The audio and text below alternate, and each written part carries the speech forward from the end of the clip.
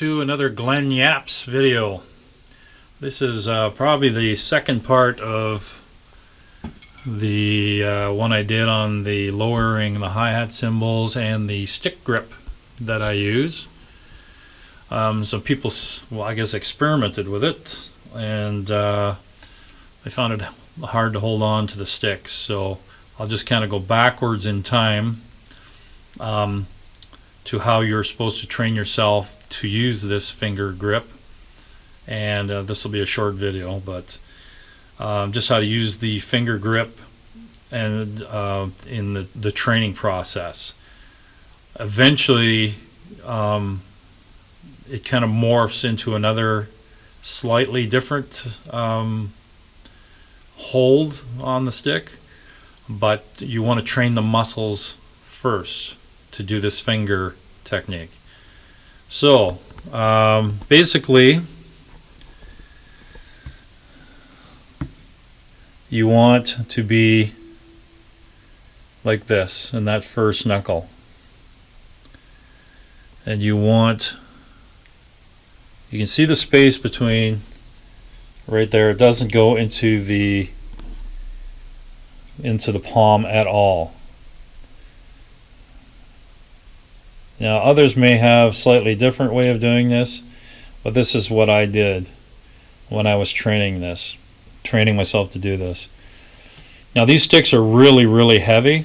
They're hickory. I hate them, but they are perfect for practicing this grip or other things that require just more precision and muscle training. So anyways, that's the grip. Thumb on top, the stick is in the first knuckle, and the thumb is the pivot point. See? At no time does that hit the palm of my hand. Eventually it kind of morphs a bit that I'll go just a little bit over. That will vary just a little bit. You can see me just a little bit, but it's never this way. It's never palm down. That is right. That almost puts a stick right where you don't want it, smacking in there, which eventually will give you a carpal tunnel. I can almost guarantee it'll give you carpal in the later years. So, handshake position. I can see if I can try and get it here. The other day I had the camera mounted on my cranium to give you a bird's eye with both hands. So, but right there. So when you're training with this grip, not about speed, you want to train your hands to be in this position, but also get used to the fingers being spread. This is the most aggravating part about learning this grip. You have to train your fingers to do the spread, and then get used to getting precise with it, and trying to keep all the fingers on the stick.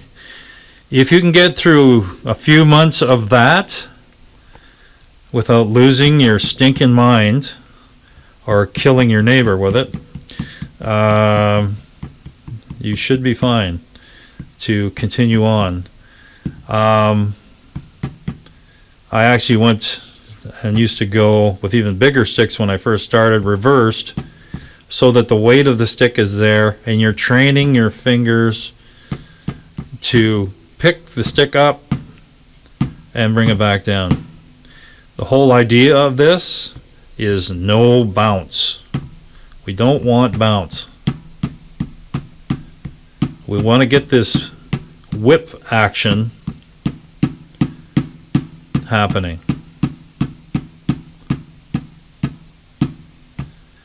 Now once you start getting your muscles trained and it gets easier, you're able to move your fingers around in different positions and still use the same technique. Like over the years I've morphed a little bit and my fingers kind of come in closer. what you're going to find is you can't just start this way. You'll find the stick is too heavy, lopsided. You'll find that you can't control it. The whole idea is to train your muscle fingers to do this. And anytime you feel stress, you stop. I recommend the book Stick Control, which has tons and tons of practice patterns of patterns to just work out with your fingers and get your training of the muscles happening. And Stick Control is great for working on your single stroke and double stroke technique. You can get multiples. You can go multiples up to, as many as you want, really, like 1s and 2s, and then 3, 4, and on and on. But there's accents in this book, and it's really great for workout. So once you get the towel thing happening, do the towel thing while you're watching TV. Do it whenever you're just sitting around the house. And what that will do is train the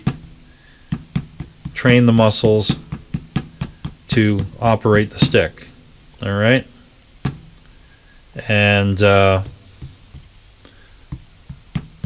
I say, once you get the muscles strong, over the years you'll find you can move this stick back and really whip it, and that's where I get my power.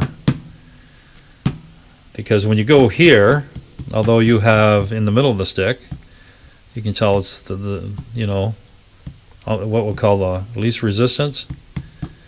So you can start there and do this, and over the years I've moved back and back to gain power with a minimal stroke height. So that's why my hi-hats in that other video are low compared to the snare, like 2-3 inches. I can still get a lot of power using my fingers.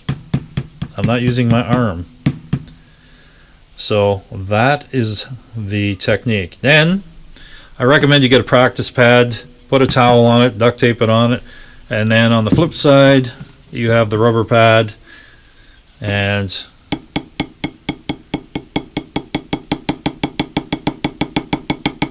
you basically just work on your practice. We want precision. We want to get the technique right. This is not about speed. Speed will come naturally. Don't force the issue of speed. You will end up straining your muscles. You'll strain the fingers. Then you'll really hate this grip, and you'll abandon it. If you just take your time, practice simple rhythms, trying to make each note nice, precise. Just keep them spread though when you're first learning this grip.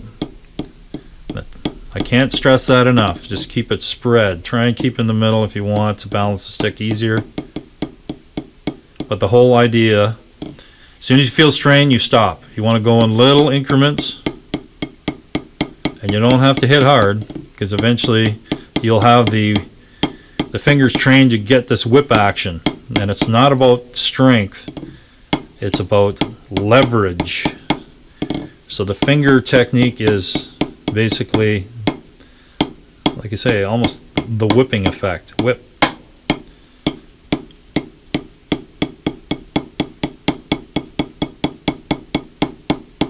All right. And now a little technique. Where is it? So this here, just a piece of wax. It's a wax candle. And basically, I have one of these on every drum set. Let's try to hold this and do it all. And basically just rub the stick ends, and what it does is makes it sticky. The one thing about this grip, you don't want to over tighten the grip. So what the wax does, it actually makes it a little bit sticky. So that loss of control you feel at the start will go away once you use the wax on the stick.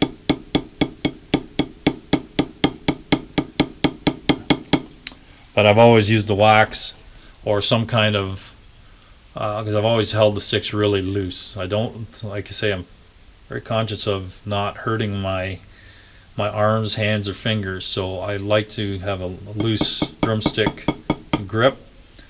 It takes years to get the hang of that without the sticks flying out of your hands. So do it slow, get it precise, and the rewards will be great. You can be playing like me over 40 years and not have carpal, not have tendonitis, not have sore arms when you go home after a gig.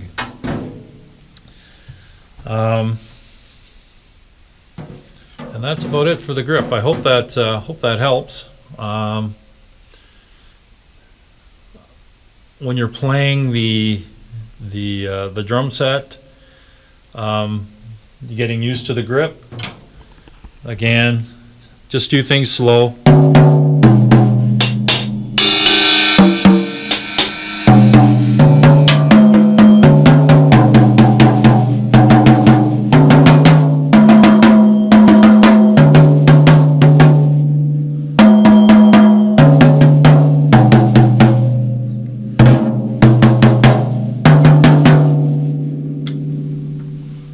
Let's put the snare on here.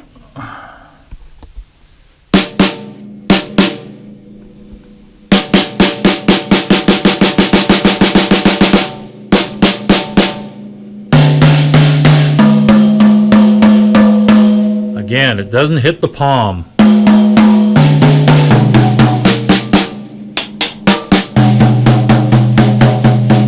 Think of the handshake. Even if I don't get on the knuckle right away, it doesn't take long where I can adjust.